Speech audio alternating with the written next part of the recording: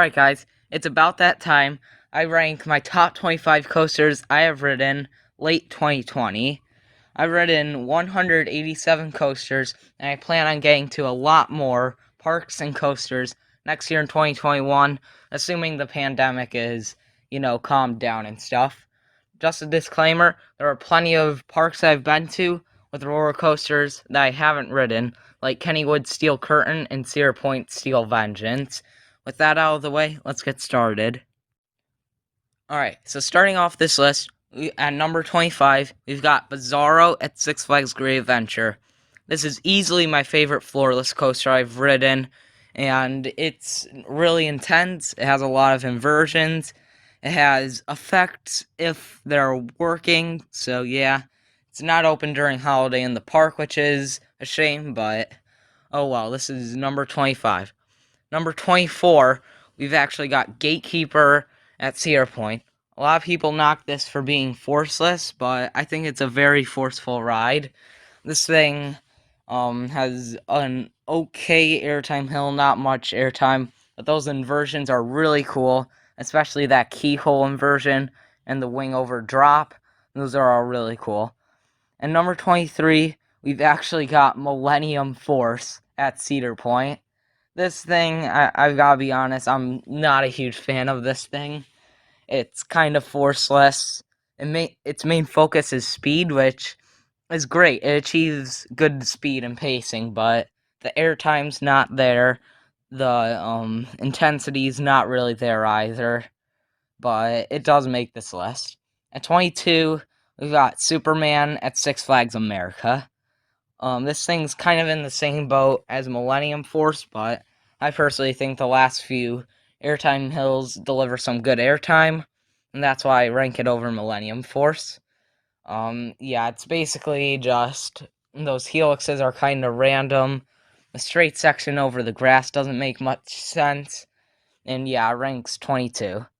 21 is actually a coaster that could rank possibly top 5 if it weren't for their restraints, and this is Superman at New England. And those U-bricks just kill this ride, but if you can look past that, you've got a phenomenal layout, which is airtime filled in the first half, and just a spaghetti bowl section in the second half. It's amazing, the layout. It's just a shame that they don't have the T-bars and they have the U-bricks. At number 20, we've actually got Top Thrill Dragster. Now, this thing may be short, but it's a really intense ride. That launch is insane. That top hat gives good airtime, and then that drop, it would be better if it was just straight, but the spiral's cool. But then the problem with it is obviously it's over after that. Obviously, I can't rank this ride too high due to its short length, but still a phenomenal ride. At number 19, we've actually got Storm Runner at Hershey Park. A lot of people would put this in their top 15 for the coasters I've ridden. I rank it a little lower, but it still has that great launch, great top hat, and a few extra cool elements that rank ahead of Top Thrill Dragster for me. Number 18, we've actually got Full Throttle, and I actually really like this ride. That loop at the start gives some really good hang time, and the rest of the ride, I feel like, yeah, it could be better, but it's also really good. That airtime hill at the end over the loop is actually pretty cool. That it's just a shame that it ends after the airtime hill over the loop, but still a great ride. And at number 17, we've got Great Bear at Hershey Park. And I think this ranks ahead of Storm Runner because it's just really intense. It's long, it has 4 inversions. It's way different than any other B&M invert. And that's why it's my favorite B&M invert I've ridden right now. And at number 16, we've got Superman at my home park, Darien Lake. And I'm glad we have this ride here, because this thing delivers some great airtime. The straight section's actually kind of cool this time, because it's like you're gliding over water. It's kind of cool. And yeah, I think the airtime's great. It's intense. And yeah, just a great ride. But slightly ahead of it at 15 is Behemoth at Canada's Wonderland. Some of the best floater airtime you can get on these hypers. And of course, that second half is kind of weak, but still delivers some great airtime this ride. And it's definitely the second best ride at Wonderland. And at number 14, we've actually got Goliath at Six Flags Magic Mountain. This thing's really intense, really doesn't deserve the hate it gets. I know a lot of people knock this for being really forceless, no airtime. It delivers the airtime, it delivers forces.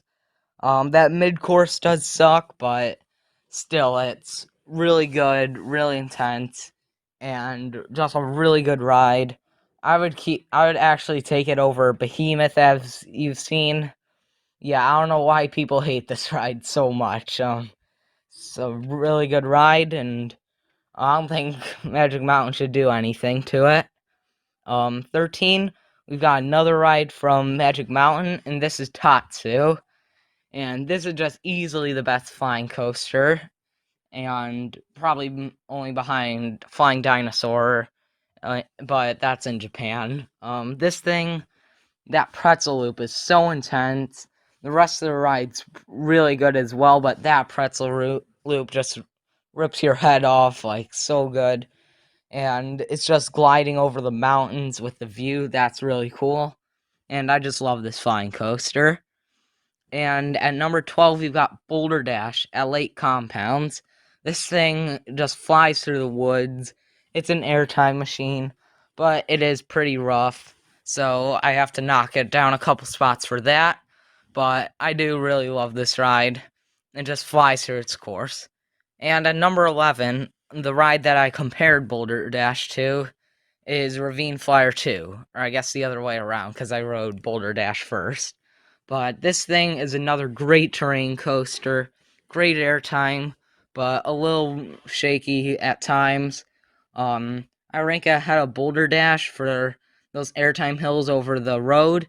Those are actually the best parts of the ride. Great airtime there. And at number 10, we've got Phoenix at Knoebels. This thing has some of the best airtime in the world. Top notch, high quality every hill. The reason this ranks low is because airtime's the only thing it does good.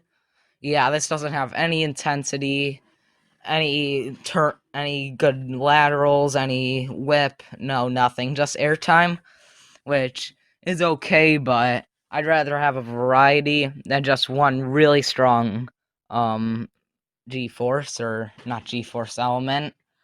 And at number 9, we've got Phantom's Revenge.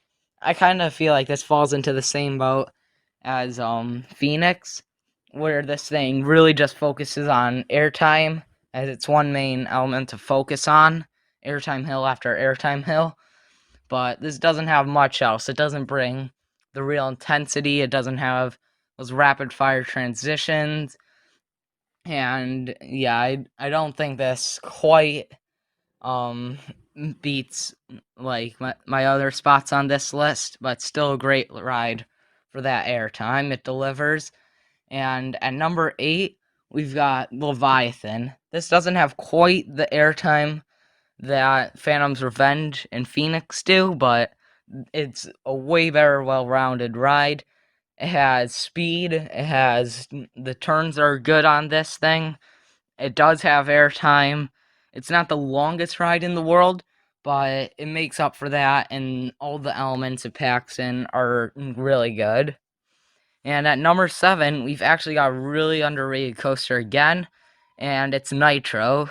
This thing is typically looked as a middle to lower tier hyper, and I don't think it should be that way. I think this is probably going to be the best B&M hyper in America, even when I ride hypers like Mako and Diamondback, because this thing just brings the airtime like no other hyper.